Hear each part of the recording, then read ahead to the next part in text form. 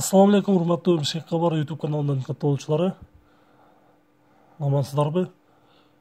Бул ирет урматтуу көрүүчүлөр, Honda Elysion автоунаасы сатылууда.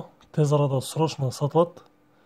Жылы 2004 жылкы, объем 3, передний привод, мультирул, задний камерасы бар, парктроник бар. Мотору байкы сиздер билген Honda Inspire'дын моторудан, бирок өзүнүкү спящий мотор деп коет. Майлары бар алмашкан, мотор коробкасы алмашкан. То есть майлар алмашкан. Дөңгөлөктөрү дагы жаңы, монитору бар, состояниясы жакшы. Ээсинин өзүнүн айтуусу боюнча только айдаш керек дейт. Жасала турган жери жок, только айдаш керек дейт.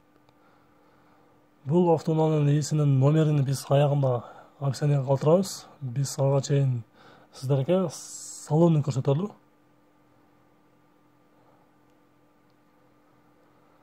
Салону өзүңүздөр көрүп тургандай эле, өзүнүн оригинал чехолдордун сырткары мындай көрүп турганыңыздардек кызыл түстөгү комплект чехолдор кийгизилген. Арткы 3 катар отургучка, ошондой эле ортоңку отуруштарга дагы чехолдор кийгизилген. Алдыңкы 2 пассажир менен водительдин отуруштарына дагы чехолдор кийгизилген, көрүп турасыздар. Салону өзүңүздөр көрүп тургандай эле ачканда жагымсыз, жыттамайт, таза. Состояниясы жакшы. Задний камерасы бар. Мультирул.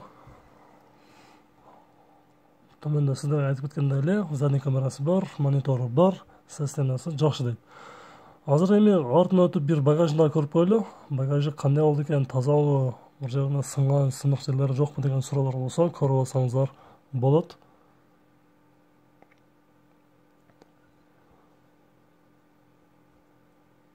Урматтуу көрүүчүлөр, эми бул автоунаанын номерин биз сиздерге айтып кетели. 0508 менен 827 636. 508 менен 827 636.